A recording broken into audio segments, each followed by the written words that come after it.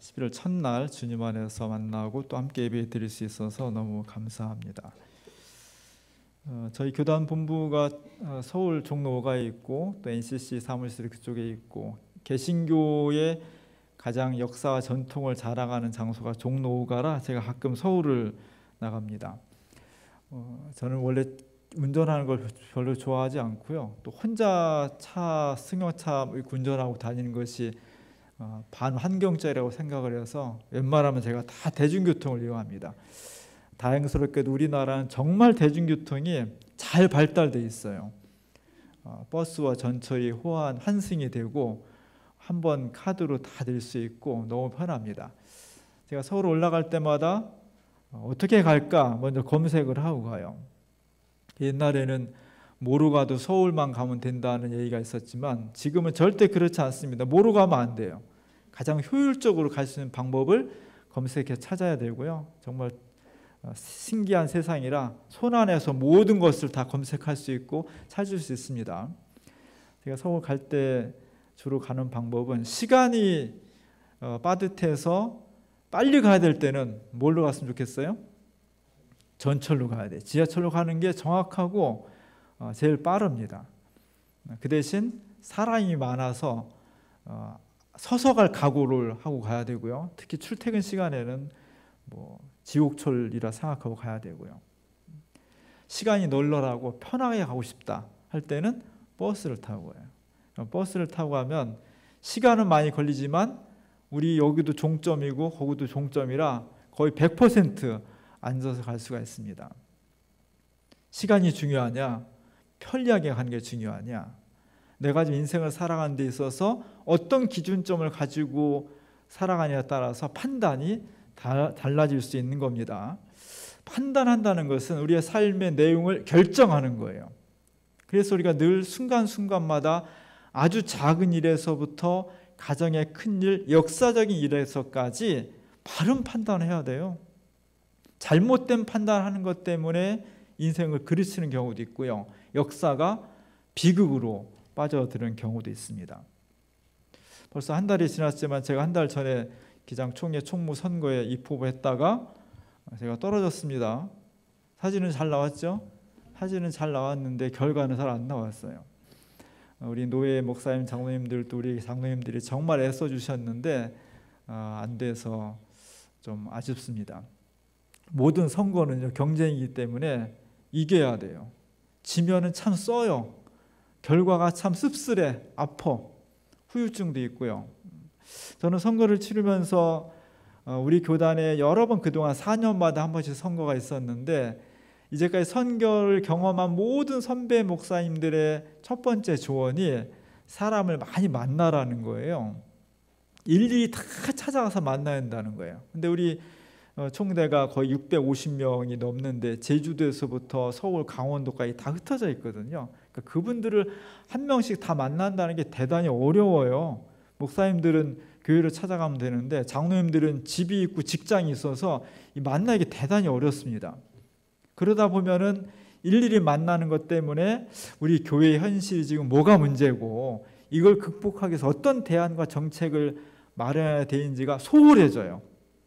그래서 늘 선거 때만 하는 얘기가 정책 선거를 해야 된다. 근데 실제 해놓고 보면 정책은 다 뒤로 뒷전이고 사람을 만나는 것에 모든 초점을 두어야만 승리한다는 거예요. 저는 교회를 개혁해야 한다는 생각을 많이 했고요. 우리가 지난주에 종교개혁주의를 지켰습니다.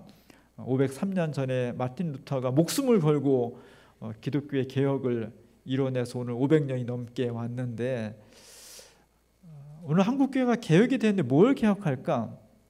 개혁해야 될 요소가 되게 많습니다. 근데 제가 계속 교회를 담임해보고 총회를 다니며 느낀 것 중에 하나는 우리 교회가 개혁되려면 교회에 여러 가지 개혁 요소가 있는데 특별히 선거 문화를 개혁해야 되고 회의 문화를 개혁한다는 것이가 오래전부터 가지고 있는 소신이었어요.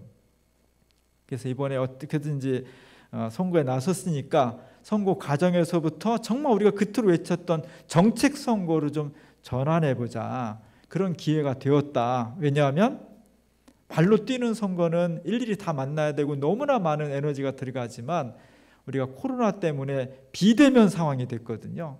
옛날엔 모든 걸 다 만나서 했지만 이제는 계약도 다 온라인으로 하는 그런 시대가 됐잖아요. 그러니까 후보자가 유권자를 만나는 것도 찾아가서 만나는 것도 중요하지만 온라인을 통해서 만나는 것도 유효할 수 있겠다. 한 번엔 아니지만 직접 만나는 거 반, 온라인으로 만나는 거 반, 이렇게 섞어서 하기로 선거 전략을 세운 거예요. 이렇게 판단을 한 거예요. 그래서 제가 페이스북이나 블로그나 카카오톡이나 뭐 여러 가지 방식을 통해서 운동을 했습니다. 결과는 그게 아니었다는 게 판명이 됐어요. 제가 판단을 잘못한 거예요. 아직 우리나라의 기장교단의 대표 유권자들인 대표 목사님, 장로님들은 그래도 온라인으로 간접적으로 만나는 것보다 직접 본인을 찾아와서 만나고 설명하고 얼굴을 맞대는 것이 훨씬 효율적이라는 것이 아직까지는 그것이 판명이 된 거죠. 그래서 제가 선거에 여러 가지 이유로 실패를 했지만 그런 판단의 오류가 중요한 그 실패 요인이었다고 정리를 했습니다. 오늘 본문에 예수님께서 바리새인들과 만나는 장면이 나와요. 바리새인은 우리가 신앙인들 욕할 때 너 너무 바리새적이야 이렇게 욕을 하고 성경 본문 나올 때마다 예수님하고 바리새인들이 계속 충돌하는 장면이 나와서 아주 나쁜 놈들 이렇게 생각하기 쉽지만 사실은 바리새인이 악하고 나쁜 사람들은 아니에요. 그 당시 종교, 하나님 믿는 여호와 종교의 중심 집단이었습니다. 제사장 그룹이 있고 이 제사장은 너무 정치 권력화되어 있고 너무 엘리트 중심이었다면 바리새인들은 시장을 돌아다니면서 실제 민중들하고 접촉하면서 하나님을 섬기는 그런 훌륭한 사람들이었어요. 뭐가 문제냐? 이 사람들은 너무 율법적이에요. 너무 옳으냐 그르냐를 따져. 법을 지켰냐 안 지켰냐 따져. 이러다 보니까 신앙의 형식은 굉장히 강조되는데 내용은 약화되는 거예요. 속마음은 뭐 딴 데가 있더라도 어쨌든 회당에 나오면 잘하는 거고요. 회당이 안 나오면 여러 가지 사정으로 일이 있고 아프고 뭐 해서 마음은 간절하나 회당에 안 나오면 죄인이고 회당에 나오면 마음이 콩밭에가 있어도 의인이 되는 거예요. 이것이 계속 진행되다 보면 신앙이 형식화되고 껍데기만 남거든요. 그래서 예수님은 그들을 향해서 너희는 회칠한 무덤 같은 사람들이다 이렇게 얘기를 하셨어요. 그들이 늘 이렇게 부딪혔습니다. 그 부딪히는 중요한 요점은 뭐였었냐? 그런 것과 함께 핵심은 예수님은 나는 하나님으로부터 부름받은 메시아로서 오신 거예요. 이 세상을 구원하시기 위한 메시아로 오신 것인데 그를 본 바리새파 사람들은 많은 민중들은 예수님을 메시아로 믿었지만 정작 율법을 가르치고 메시아를 가르쳤던 바리새파 사람들은 예수님을 메시아로 인정을 안 한 겁니다. 안 믿은 거예요. 아니라고 판단한 거예요. 그러다 보니까 메시아도 아닌 사람이 메시아 노릇을 하니까 저 사람은 이단이야. 저 사람은 신성 모독이야. 이렇게 하면서 예수님을 비난하고 결국 나중에는 십자가 달 죽게 만든 거거든요. 이 판단이 대단히 중요한 겁니다. 이 판단이 대단히 중요한 거예요. 사실 예수님은 바리새파 사람들과 충돌을 했지만 그렇다고 해서 바리새파 사람들을 완전히 나쁜 놈으로 몰지는 않았어요. 마태복음 5장 20절에 보면 내가 너희에게 이르노니 너희 의가 서기관과 바리새인보다 더 낫지 못하면 결코 천국에 들어가지 못하리라.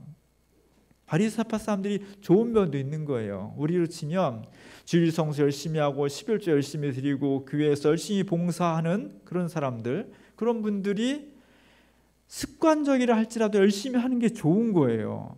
근데 자칫 잘못하면 이것이 습관이 되어버리면 매 주일 아침에 올 때마다 교회 올 때 막 기대가 되고 뭔가 가슴에 막 그냥 뭉클한 게 있고 설렘이 있고 이렇게 와야 되는데 주일이구나 아침에 교회 가야지 이렇게 형식적으로 오는 신앙이 흔들림은 없지만 그 속에 날마다의 감격과 신앙의 감동은 별로 없는 거잖아요. 우리가 정말 주의해야 될 게 교회를 열심히 오래 다닌 사람들일수록 신앙이 습관화되기 쉽거든요. 이걸 자꾸 넘어서려고 해야 돼.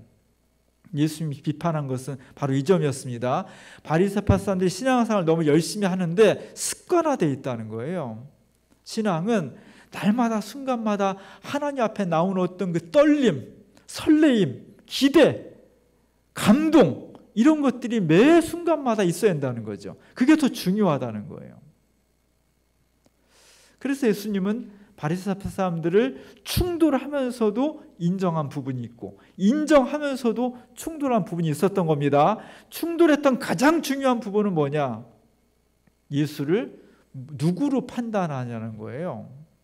바리새인들의 가장 큰 패착은, 가장 큰 죄는 메시아를 메시아로 판단하지 않았다는 겁니다.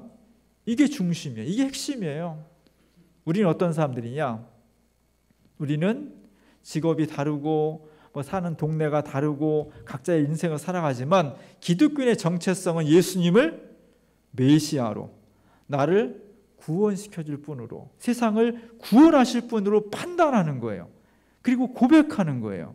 이게 핵심입니다. 이 위에서 우리가 정치적인 행위, 경제적인 행위, 인생을 살아가는 거예요. 이 판단이 중요한 겁니다. 이게 핵심이에요.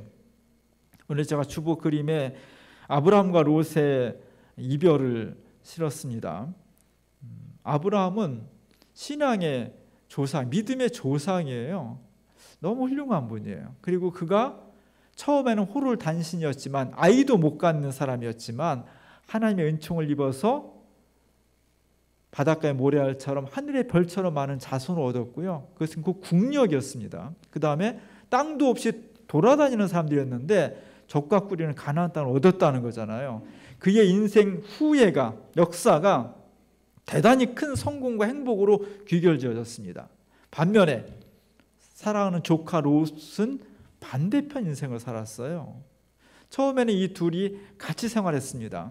그들은 유목민이었기 때문에 풀을 찾아서 물을 찾아서 늘 이렇게 떠돌아다녀야 돼.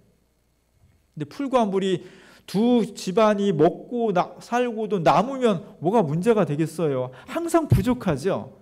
부족해서 아쉬움이 있지만 아브라함과 롯은 삼촌과 조카이기 때문에 좀 속이 안 맞아도 서로 이해하고 넘어갈 수 있었는데, 그들이 같이 살아가는 하인들, 실제 현장에서 양과 소에게 풀을 먹이고 물을 먹이는 하인들 사이에는 다툼이 있었던 거예요. 만나는 때마다 이거 우리가 먼저 발견했어, 좀 나눠 먹자, 안 돼, 이러면서 계속 싸움이 생기니까 그게 한두 번 아니라 자꾸 반복되니까 아브라함이 결단을 내린 겁니다. 이대로는 안 되겠다. 차라리 나눠져서 서로 각자의 인생을 사는 게 더 행복하겠다고 결정을 내린 겁니다. 아브라함은 통이 큰 사람이었어요. 그래서 아브라함이 조카 롯을 불러놓고 이렇게 말을 합니다. 창세기 13장 8절에 보면 아브라함이 롯에게 이르되 우리는 한 친족이라 나나 너나 내 목자나 내 목자나 서로 다투게 하지 말자. 내 앞에 온 땅이 있지 아니하느냐. 나를 떠나가라. 내가 좌하면 나는 우하고 내가 우하면 나는 좌하리라. 높은 곳에 올라가서 쫙 바라보면서 우리 이제 그만 헤어질 때가 되었어. 더 이상 다투지 말자. 자, 내가 여기서 보고 좋은 곳을 선택해. 내가 오른편을 선택하면 나는 반대방을 갈 거고, 내가 이쪽으로 선택하면 나는 이쪽으로 갈게. 우리나라 정서는요, 오래된 유교문화 전통 속에서 누군가 선택을 해야 한다면 누가 먼저 선택해요? 어른이 선택해야죠. 어딜 젊은 것이 먼저 선택을 해요. 냉수도 위아래가 있는 건데. 이스라엘의 문화와 우리 조선의 문화와 굉장히 비슷한 남성 위주 가부장적이 아주 그냥 찌들은 문화예요. 그래서 이것은 단순히 무슨 밥 한 그릇 먹는 것이 아니라 앞으로의 역사와 문화와 후예들을 결정할 수 있는 아주 중요한 문제인데, 거기서 아브라함이 조카한테 네가 먼저 선택해. 네가 이쪽 선택하면 나 이쪽 할 거야. 이렇게 했다는 것은요, 대단한 사건이에요. 그래서 젊고 패기 있고 욕심이 있는 롯은 그 말을 또 고지 들어서 저 같으면 삼촌이 먼저 이렇게 했을 텐데 안 그랬다는 거예요. 얼른 딱 보니까 이쪽이 막 풀이 많고 물이 많은 지역을, 동쪽을 딱 선택한 거예요. 그래서 결국은 둘이 헤어져서 살아갔다는 겁니다. 오랜 시간이 흘렀을 때 결과가 어떻게 됐느냐? 상식적인 판단에 의하면 풀이 많고 물이 많은 곳을 선택한 롯이 점점 더 강성해지고 행복해져야 돼. 그 반대편을 선택했던 아브라함은 롯보다 훨씬 더 행복하지 않았어야 되는 거예요. 판단의 기준으로 보면 결과는 어떻게 했느냐? 롯의 집안은 쫄딱 망했습니다. 왜냐하면 그가 선택한 곳이 소돔과 고모라 지역이었기 때문이죠. 풀이 많고 물이 많다는 것은 사람들이 모여서 도시를 형성했다는 거예요. 그 만들어진 도시가 하나님을 섬기고 건강하고 행복한 도시였으면 모르는데 문화가 타락하고 성적인 타락이 심각해지고 부패와 사람들의 마음이 강팍해진 그곳을 들어간 거예요. 왜? 육체에 따라 선택했으니까. 그 결과로 더 이상 이동하지 않고 정착해서 평안하고 안정되게 살고 싶었던 롯의 꿈이 깨져버렸습니다. 더군다나 그의 아내는 도망 나오다가 멸망하는 소돔과 고모라를 아쉬워서 돌아봤다가 뭐가 됐다고요? 소금기둥이 되어버렸다는 거예요. 그 이후에 그의 딸들과의 이 역사는 또 너무나 또 비참하고 안타까운 역사가 됐고요. 반대로 아브라함은 승승장구해서 그 집단이 그 후예가 대민족을 이루었고 젖과 우리 끓이 흐르는 가나안 땅을 선택하고 살게 되었다는 겁니다. 결과가 다른 거예요. 판단이 달랐기 때문이에요. 너무나 중요한 겁니다. 우리가 사안에 대해서 내 인생에 내 앞에 놓여 있는 사안에 대해서 어떤 판단을 내리느냐가 내 인생을 결정해 버리는 거예요. 개인의 삶뿐만 아니라 사회와 역사도 어떤 판단을 내리냐가 대단히 중요한 거예요. 정말 신중해야 돼요. 우리 기독교 역사에 가장 중요한 영향을 끼쳤던 2000년 전에 여러 가지 사상들이 있어요. 신약 성경이 그냥 하늘에 뚝 떨어진 게 아니에요. 그 당시에 예수를 믿고 간접적으로 경험했고 들었던 사람들이 나중에 기록을 한 거잖아요. 기록을 어떤 말로 했느냐? 구약 성경은 히브리 말로 했지만 신약 성경은 그리스 말로 기록을 했습니다. 어떤 책을 한국말로 기록을 했어요. 그러면 그 언어 속에 그 언어의 한국의 전통과 문화와 사상과 역사가 다 들어가 있는 거예요. 마찬가지로 신약 성경, 예수를 그리고 있는 신약 성경이 그리스어로 기록됐다는 것은 이미 신약 성경 속에 2000년 전에 그리스의 문화와 사상과 역사가 들어와 있다는 거예요. 2000년 전에 신약 성경이 지대한 영향을 끼쳤던 그리스의 사상이 뭐냐? 그게 헬레니즘이에요. 헬레니즘이라는 철학인데 거기에는 신플라톤주의도 있고 스토아주의도 있고 여러 가지가 있습니다.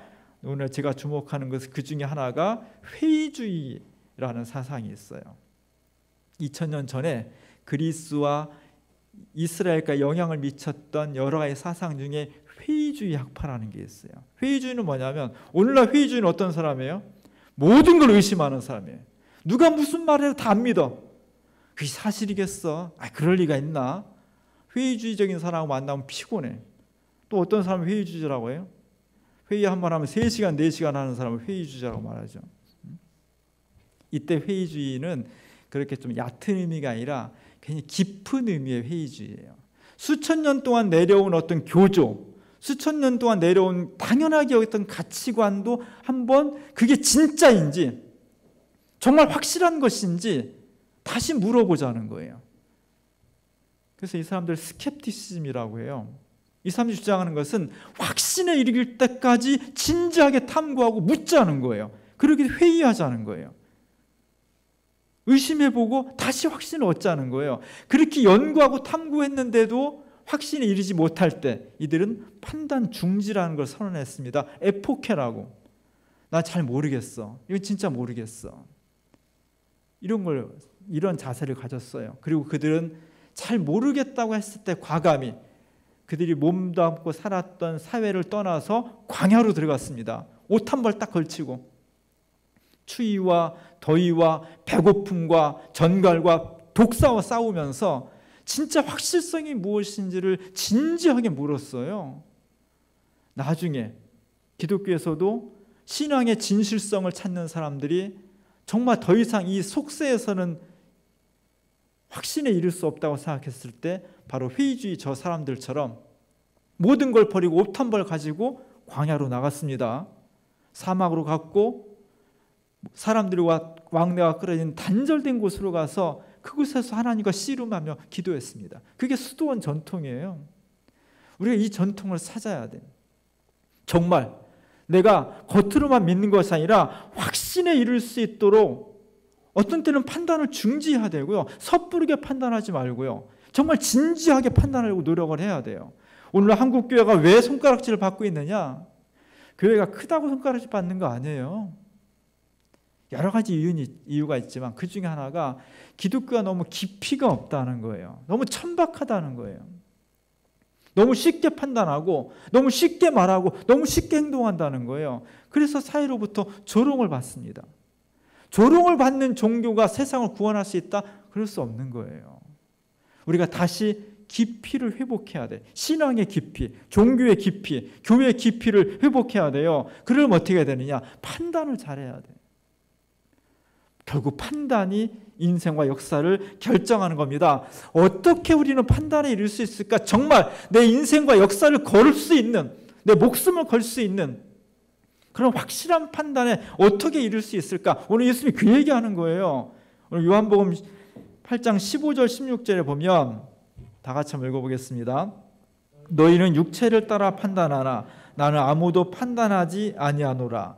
만일 내가 판단하여도 내 판단이 참되니 이는 내가 혼자 있는 것이 아니요 나를 보내신 이가 나와 함께 계심이라.